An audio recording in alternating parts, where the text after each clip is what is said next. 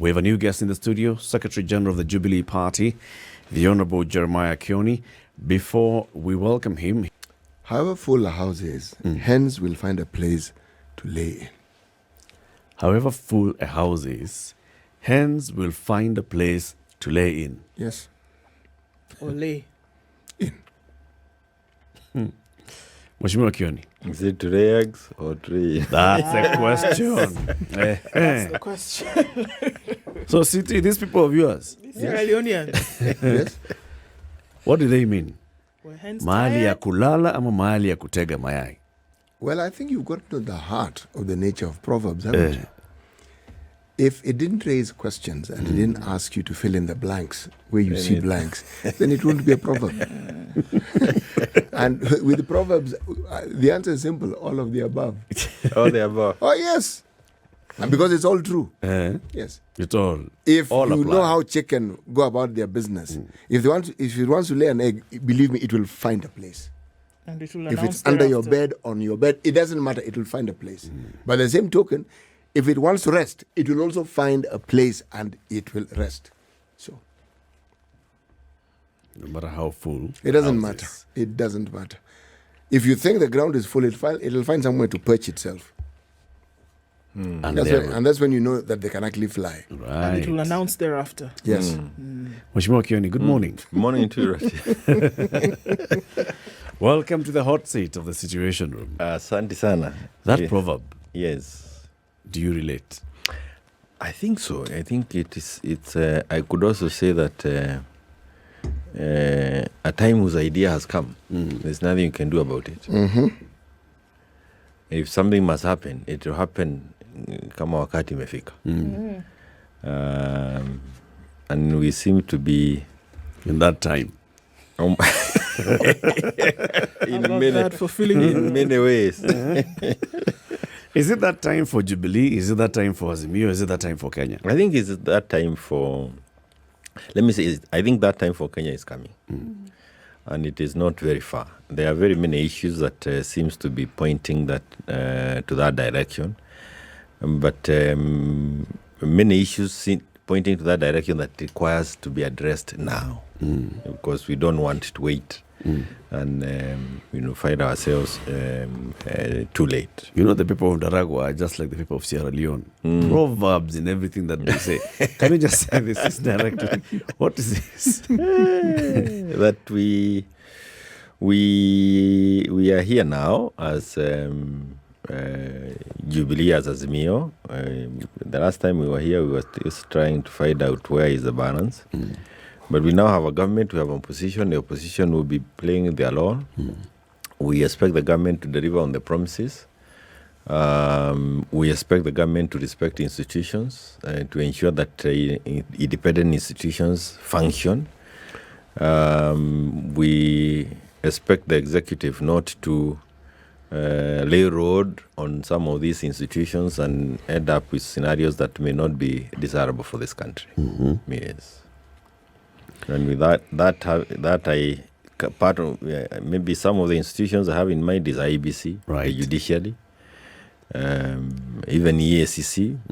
Those institutions needs to be respected, and the way to respect them is also to respect decisions they have arrived at, because the nation building is something that continues forever. So I see, like, for example, I know you had somebody from EACC, not to weigh on what you were saying, but just to say that there are many of us in politics who may have been found to have been wanting one way or another in the past. And we had been either requested to behave in a given manner in the coming years. But when as a country, we then see like those decisions meant nothing, you are setting the country the wrong way. We have a young population that is looking up upon examples set by us, by government, by institutions. Yeah. And if I was punished because I misused public funds, and any government that comes later in life, treats that as a non-issue, and I am glorified perhaps for what I did, then you seem to be glorifying the vices, as opposed to the values. You have walked right into this one. Feet first. Right into it. Feet first, head first. So the Ethics and Anti-Corruption Commission advised political parties and the IEBC against approving some people to stand for office. One of them had been convicted by a competent court. Jubilee, your party, gave him a ticket to vie as Sirisia MP. Oh, that's Mheshimiwa Waruke. Yes. Now, and you see, for the case of Waruke, the law also says that you must exhaust the process, including appeal. And what you'll see, Waruke up to date, he is in and out of the courts. So he has not exhausted.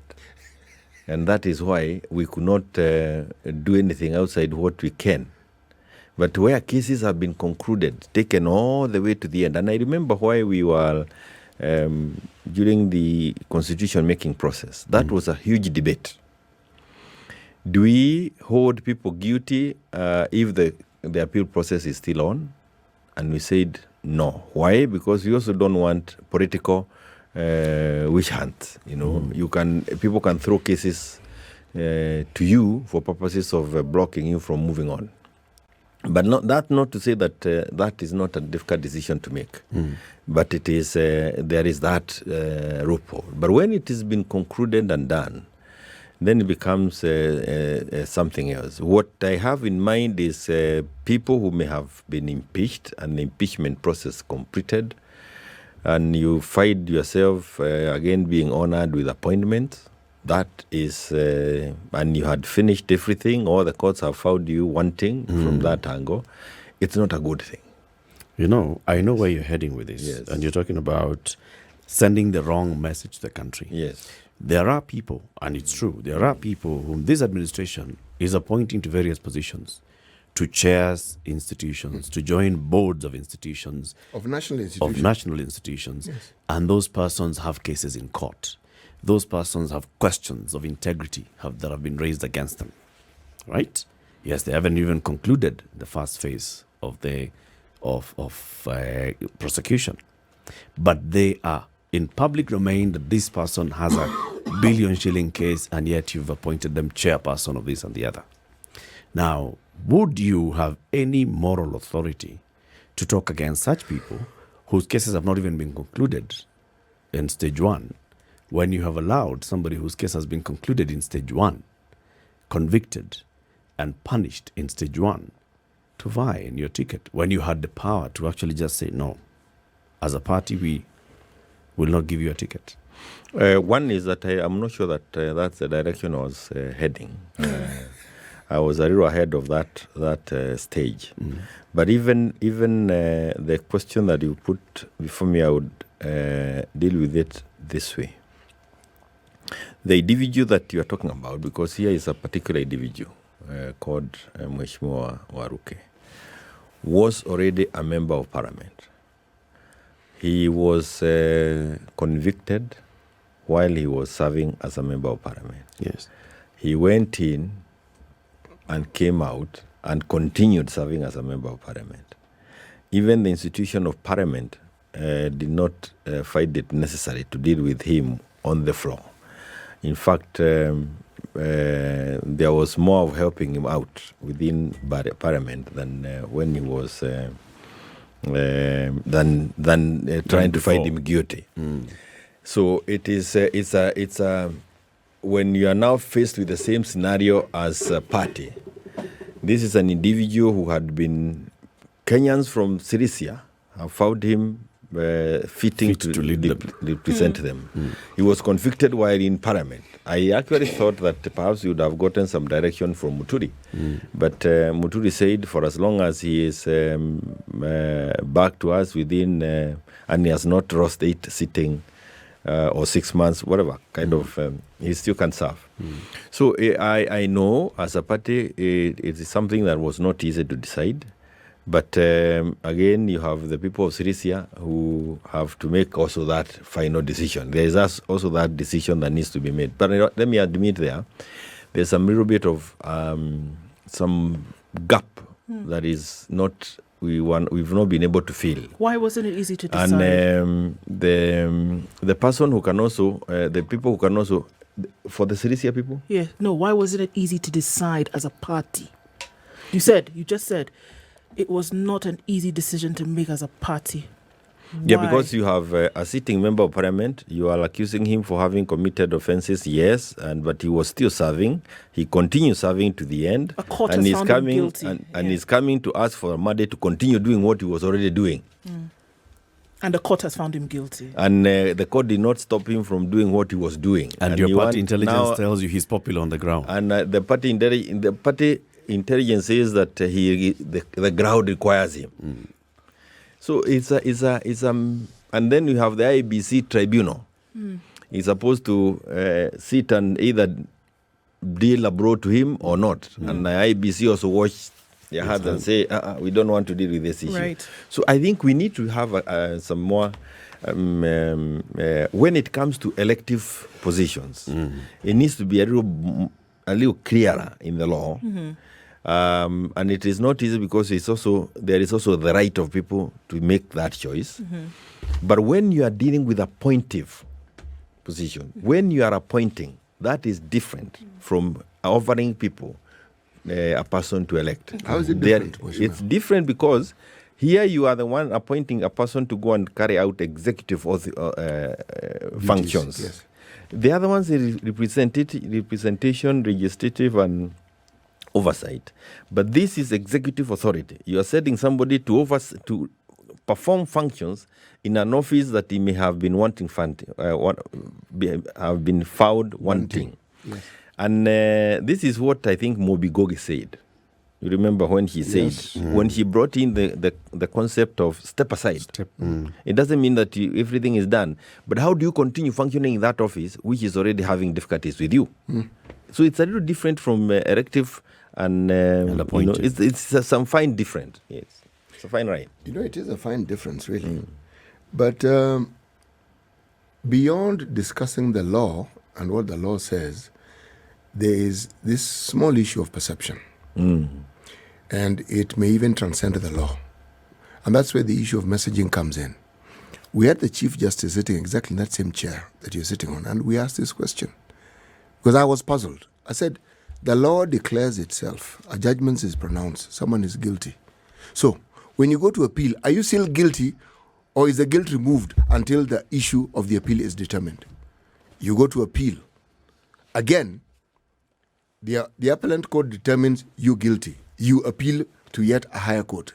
Are you still guilty, or are you now exonerated from the guilt until that particular determination by a higher court? What is it? You see, in other democracies, developed democracies, it doesn't even require the law. It is you as an individual who will say, I have questions on my character. Let me first deal with them. And I'll come back if I'm cleared. We haven't evolved to that degree yet. That's exactly, you've taken it from me. We have not gotten to that. That's why we are struggling with the law. Even in those democracies, they didn't provide it in written law. It is a character, it's the quality of the individuals, the conviction, the moral fiber in you that tells you, I cannot do this until I've been cleared this. We need to help ourselves, I don't know how, and we get ourselves, because I cannot see the law clearly coming to spell out that. Because the issue is this. If I was put behind bars or this DPP has been saying, if I was forced to prosecute, to come up with charges against you for political reasons, and then I am punished before I am able to prove that this was on me politically, then it becomes an issue. You asked the So I do not see us being able to come up with a clear law that says once you've been, we always say innocent until proven guilty. Proven guilty. That is a principle that keeps playing around within the provisions that we provide in the statute. Sure. Because it's always there. But then when you've been found guilty, then you should be able to make a step. And then And you say, when okay, fine. we If the made a law has not mistake, evolved. we made a mistake, a fine mistake in our constitution making. When we said you have been found guilty, but you're still until let me put it differently. Though found guilty by the first 1, 2, 3 courts, you are still available for use until you have exhausted all the appeal processes. Again, I'm keen on the things that you mentioned, Mheshimiwa. You've just said as well that, okay, if the law then does not provide or guarantee how we can sort out these issues, then maybe some of the other groups that you belong to then should be able to help you out. For me, your political party steps in. Your members of parliament with whom you frolic on a daily basis should be able to. For me, it should be very clear. Jubilee Party should have been able to say, look here, guys, if this is going to taint the party in any way, shape or form, this individual, we should not then give him the nomination. Members of parliament who sit in the same, parliament of brother and sisterhood should have been able to say, hold on, guys, this is tainting our image. But we have political parties endorsing people who even have a taint on their image day after day after day. We have members of parliament who should sit in the positions of legislation, representation and oversight who continue to say, okay, it's all right. We're making laws about how the country's money should be spent. But this person who has a taint on the image, let them go ahead and continue to lead. That's how it's done. Even if the law is not clear, that's how it's done. One institution that you should leave out of that high moral ground is Parliament. I agree. I think totally. You may have made CTs here for the next 10. Don't even try. Don't even try. So oh my God. Why? Don't try. But if I would be happy, and I appreciate being put on the spot for the political party. We should try and achieve it. We tried, but we failed on 2 fronts. From that moral, that studying. That was Mheshimiwa Ruke. And there was also our women lab for Embu. Those are 2 individuals that pass through the sieve, because also within political parties, the same dynamics as you see, we are still interests. Yes, the same interests are still there. So it's a journey that we have to do. We have to carry on, and I can tell you, we tried as much as we can, but I agree that we needed to do a little better with the 2 positions. But let me tell you where I think that issue rests. It rests with the church. Let's hear Mheshimiwa out. Because it's an issue that goes beyond the provisions of the law. You want to, if the church was to come and list the standard of, the expectation of you as a Christian, I think, or even as a Muslim, I think we may continue going that direction. But I see, even as you want to bash the political institutions here, the endorsement came from the churches even much better than we did within our So the ethics fight is lost at the altar. That one is lost at the altar. But that doesn't mean that we should not play our part. That's true. Yes. Let's move to the next bit before we take this break. Your Azimio presidential candidate, who is now the presumed opposition leader, Raila Odinga, has called for rallies starting Wednesday at Kamukunji. Says Jamhuri Day is actually going to be celebrated at Kamukunji. The others can go wherever they want. Is Jubilee part of this? Rally at Kamukunji, and we will get the details of it. If it's a rally that we need to attend as members of the opposition, we will attend. I'm sure we will get a communication from our party leader, and our party leader is Raila Amolo Odinga. He is the party leader of Azimio.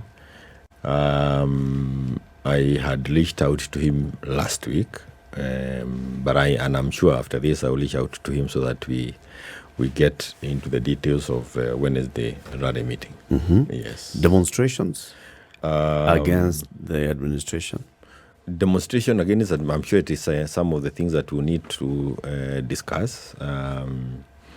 And get to understand how we move on with this process.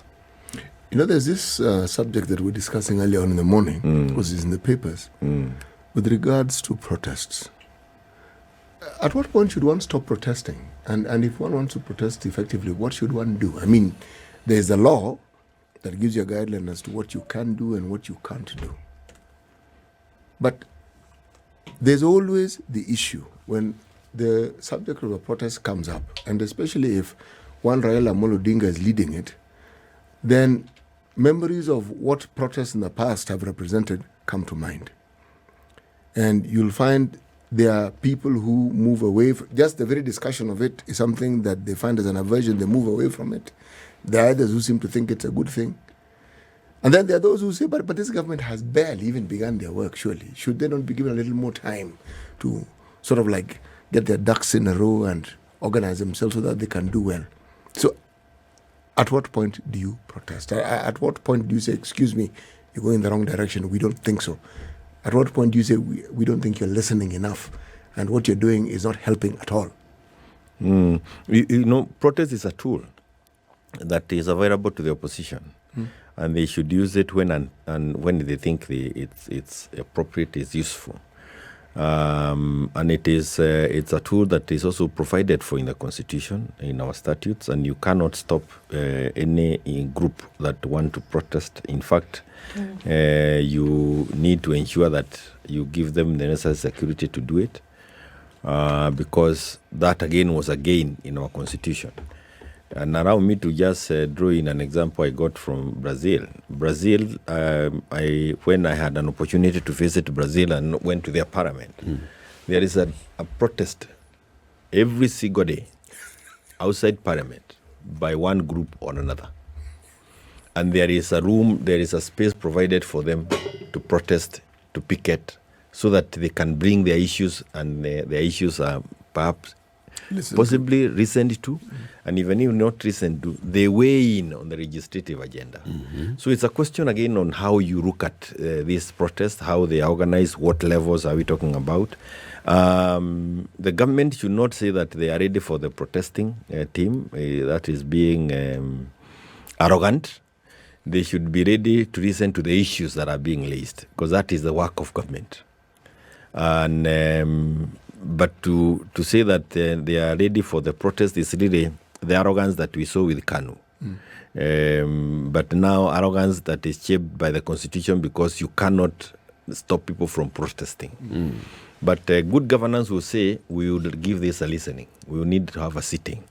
And we'll call them in into a meeting and listen to what is it that they are saying. That would happen, of course, if the government is listening. That should happen before the protesting starts.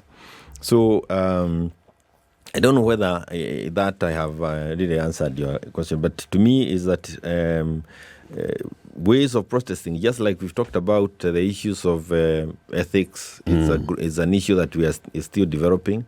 There is the old way. Why was it violent before? Because it wasn't, there was no room. You're dealing with a brick wall. It was really, you're dealing with a brick wall, you're dealing with the ferrers, with the canisters and helmet and tear gas. And it's actually a war. You are not protesting, you are declaring war, and the other side was fighting you back.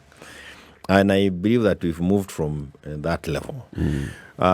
Protest, again, there is that protest of going out into the streets. But there are many other ways you can protest against an issue. And again, as all these are available to the opposition, there are times you walk out, even if it's on the floor of the House, you can do a walkout on any vote. That is still a protest. So it's in different form, it's different stages, and that is why I'm sure we will be able to understand also what the plan is for Wednesday. What is the plan for Wednesday? Let's take a break. And how we move on. It's 27 minutes to 9. This is the Situation Room, the only way to start your day. The Honorable Jeremiah KIONI, Secretary General, Jubilee Party, is our guest this morning. Mheshimiwa, in the last couple of days, we've been seeing some news going around.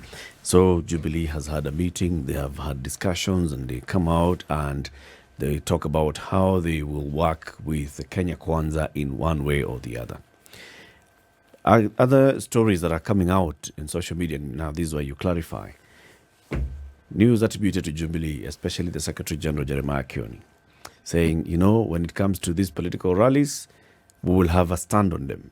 and not directly that we're going to be participating in them. So Jubilee and KANU, are they in or out of the rallies being organized by Azimio?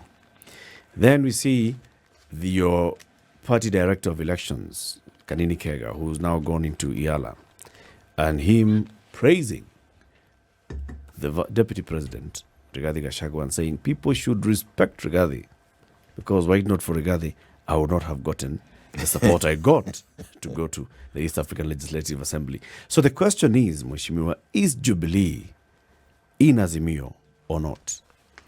One is that we as a party have never had a meeting to discuss working with Kenya Kwanza. Not one meeting, never. We are in Azimio. Our party leader is Raila Amolo Odinga, and the chairman of Azimio is the former president Uhuru Muigai Kenyatta. Statement attributed to individuals. Unajua pia kuna wakati Wamasai wanasema naenda kutafuta malisho.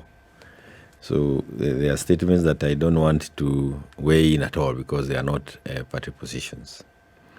And I again want to say that there would have been some disquiet, and especially within members of parliament. And this arose from the fact that the sharing out of positions that are available to the opposition was not perhaps the way they thought they should have been shared. So that is still there, and it's an issue that will need to be addressed. There, outside ODM, in fact, in terms of strength of parliament, the strongest in our coalition is ODM. Mm-hmm. Number 2 is Jubilee. Mm-hmm. Number 3 is Wiper. Mm-hmm. And if you look at the slots that went to ODM, went to Wiper, went to Jubilee, you will see that there wasn't, it is not the way it should have been. It wasn't equitable. It wasn't, yeah. Yes. When you are the second strongest in a coalition, it means that the first strongest position available goes to that team, ODM. The second one comes to Jubilee. For example, majority leader, ODM. Deputy majority leader, should be Jubilee. It is Wiper. And instead of even taking minority whip on the floor, you're given deputy whip on the floor. Fine, negotiations, you can justify it this way or the other. But on the face of it, you can actually see here there is some mistreatment, or if it's Jubilee that gave in, then it needs to be compensated on elsewhere. This other side. Mm-hmm. That whole process didn't go on very well. And even now, if you talk to a couple of members of parliament, you'll hear some murmurs of, unhappiness. When you come to chairmanship of committees, again, the same. You see that the distribution is little skewed, and somehow you find like, is it that, Jubilee has not quite been in the opposition. You're finding veterans in opposition is the name of ODM and Wiper. And maybe it becomes very easy for them to elbow Jubilee out or something like that. But I believe there are issues that will be addressed. We have discussed them. Some of them are difficult to redress, like the position. One of the major problem was the taking away again of the name of Waruke from the list of those who needed to get the PSC position. That is something that was unkind. I know we talked about Waruke and his having been found guilty by one court or another, but again, the appeal process was still going on. And it was known to all of us that he's likely to be released on appeal, board pending the hearing of the case, and that came. So we in Jubilee had reserved that position for Waruke. And now that I've mentioned Waruke, let me also say this as without weighing it too much. But Kenyans also, even as you are putting me on the spot on these issues of ethics, Kenyans don't seem to like people who are saying hallelujah unless you are. There is a problem there, but I don't want. Speak of hallelujah. Okay. But I don't want to go back there. But it is something that we are also struggling with. It's a big issue. Yes, he was re-elected. Not even Waruke now. And Look many at the others. country. I mean, you look at it and say, you see, we were running on a ticket of integrity. We are going to get people behind bars. And that, we were punished for that. So even as you are pushing, ask Kenyans, why is it that they have a ranking of individuals who seems to be struggling? Let's not get let's not get there. We've been there. So the issue, and you can't finish that one. There is something Yes. that your counterpart in ODM said. Now that we're talking about, the complaints between, this whole complaint within members of Jubilee on the sharing of positions, and even now when it comes to maybe sharing of the political party fund. Your counterpart in ODM, Senator, what's his name? ODM Secretary General Edwin Sifuna. Senator Edwin Sifuna said, these people of Jubilee, they promised that they are going to get us X number of votes in Mount Kenya. What do they bring? They have nothing to talk to us about. They're basically signaling that some of the reason why they're treating you they're treating you is because you did not even deliver what you promised you could deliver. And I was going to answer it very harshly, but let me say it because we have to look for ways to move on together. One is that, again, and that's an issue that we even raised with the principals. When you put up some of these statements in the social media, it's consumed by everybody. Yep. And it's consumed as though it's the truth. Including the base. And those few who believed in the cause and voted with you, they really feel hurt. And they wonder, why did you even sacrifice for this? They may have been 2 votes only. But I like the ones of Raila. Respect those 2, because even in opposition, we will not be what we are without those 2 votes. So that approach by the SG ODM, and it was also something I had seen with Babu, and I think they were called and cautioned by their party leader. Doesn't help things, and it's not a useful approach if you want to move forward together. So when you are quarreling about, you have discarded, you are unhappy with the sharing out of positions, and somebody throws in that kind of a statement, it doesn't help things. And that could explain why you sometimes may see some little bit of wondering what is happening. So I think that those are statements in bad taste that should not be coming from a Secretary General of ODM at all. And let me also say this, what was the law of Jubilee 2020? Jubilee, remember, we have had 10 years, 5-5, we had Uhuru Kenyatta. And we were not fielding a presidential candidate as a party. It was a presidential candidate as a coalition. We did not lose as Jubilee Party because we didn't even have a candidate for that. We had the coalition. So our role in that whole process was to ensure that there is smooth transition. We had our preferred candidate to whom we would have preferred to hand over in the name of Raila Amolo Odinga. It didn't come to pass. But we still continued, even in the ones of the party leader, our chairman, and the party leader of Jubilee. We still have to hand over this government smoothly, peacefully. Because that's a constitutional mandate requirement of the leadership of Jubilee at that time.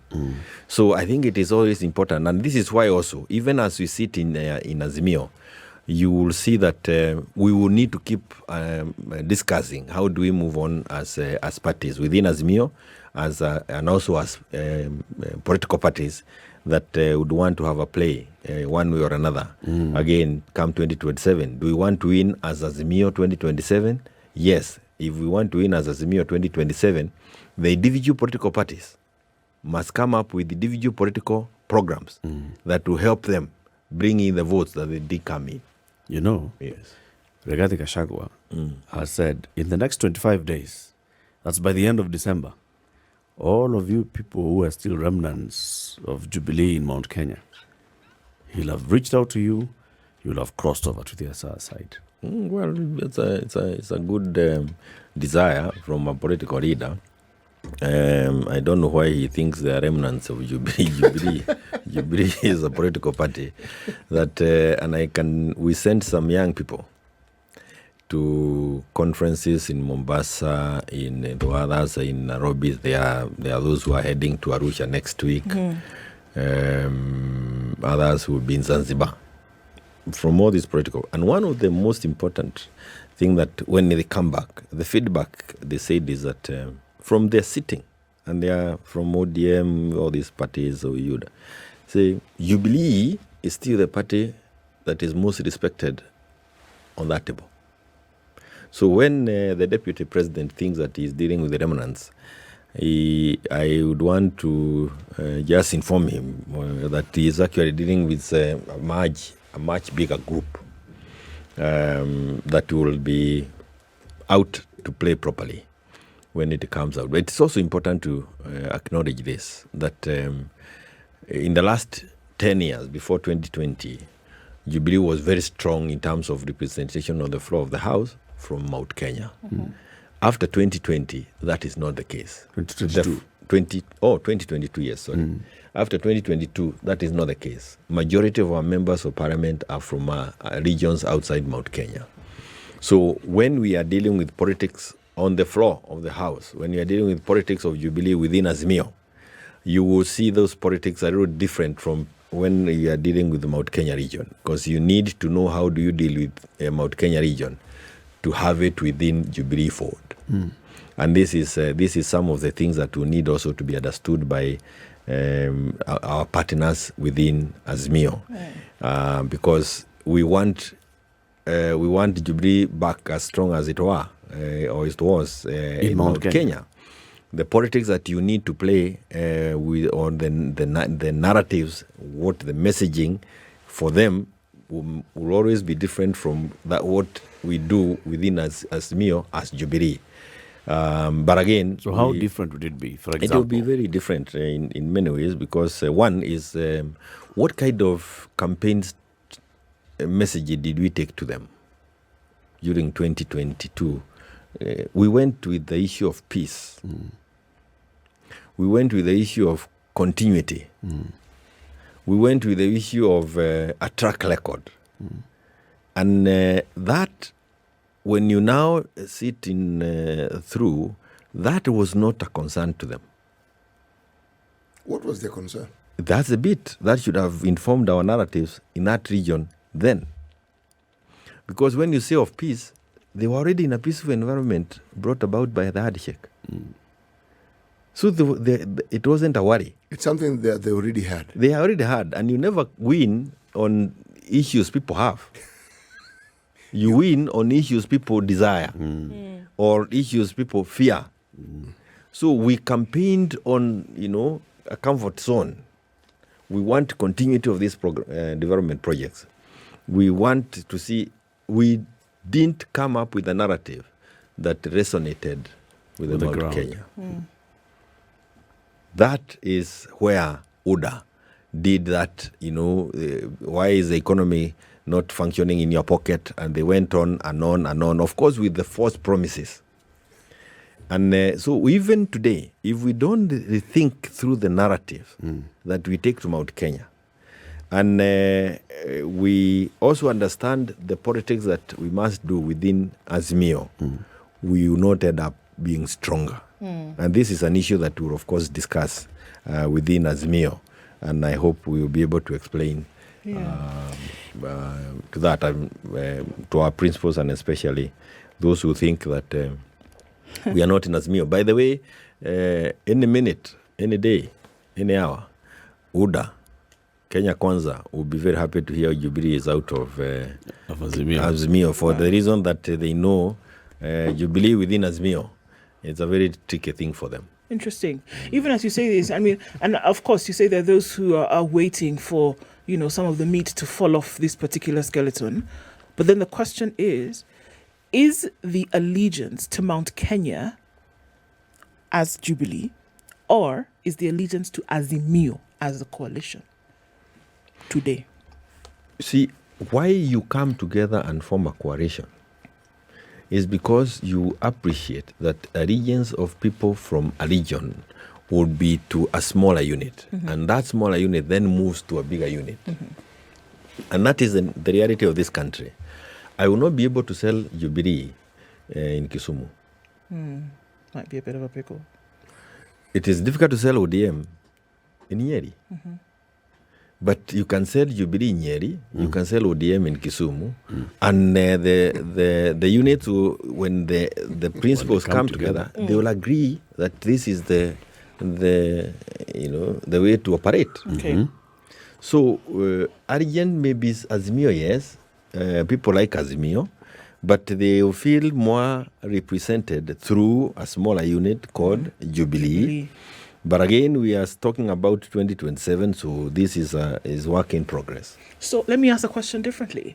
Anybody who came knocking to the doors of Jubilee, what would be the answer today? Actually, you know what? My allegiance is to this coalition that gives us the representation nationwide that we're looking for. Or shall we say, we're looking towards 2027 to have the central part of the country then come up once again. To whom is the allegiance pledged? If the deputy president comes tomorrow and is already saying things like Jubilee, the Well, remnants, reaching out to we are them. going to reach out to them, and we're going to get Mop because them up. Mop them up. Mount Kenya is it's important that we have Mount Kenya back. And here you are saying that Jubilee is well represented because of its embodiment in Azimio. But then Deputy President comes tomorrow and says, actually, these guys, we can work with them. To whom is your allegiance? No, Is it a difficult question to answer? No, it's not difficult. In fact, I'm looking for that question. And I will tell you again, it goes, Mount Kenya will rally around an issue before a person. And the issues, once the issues are out, it matters not the person. So, I don't want to sit here and try and say and advise anybody. But the thing is, what are the issues that are emerging that will make the people of Mount Kenya rally against outside where they are today? That is one. Two, and I know that's it's a huge thing I've opened. Yes, you have. But and I'm waiting for you to say what you want to say, because I want to ask you I'm something. moving away from it very quickly. You have to force me back to it. The other one is this. I want to say that it would be a very nice thing to belong to the bigger coalition Azimio, but it also needed time to get to that level. We lashed it very quickly. We had no time to sell it to the people. And this is another mistake that we made 2022.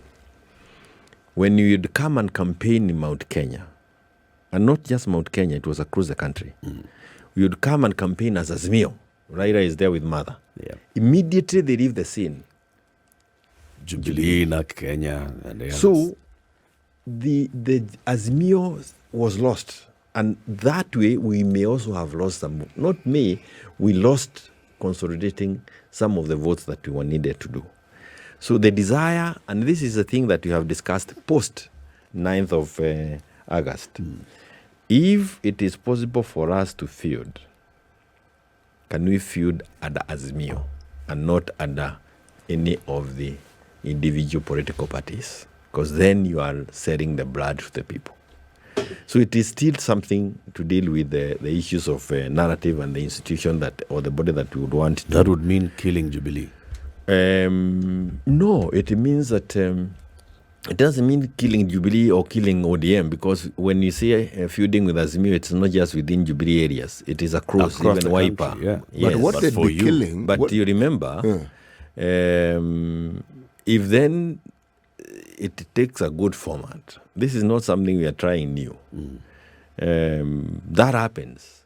It happened before. You did it in 2017. Not Yes, but that 2017 was even more because it was done through a statute or through an agreement. You remember it happened 2007, when 2002 actually, when Kibaki moved from DP and they came and did with NARC, you know. So those movements help move the nation.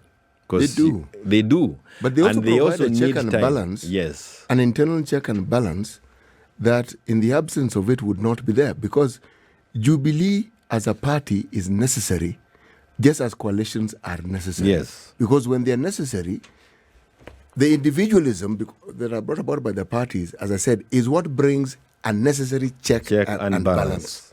So even if you are a coalition party, the check and balance is internal and it's guaranteed. Yes. But the moment you morph it into one, then it is lost. And you can also get into Dictatorship. Yes. So it is again another fine balance. You need to get it, but we still lost a little bit in terms of marketing Azimio and the 200 votes, and I hope you can see my finger 200,000 votes, because to me without the steal we would still have been able to manage the win.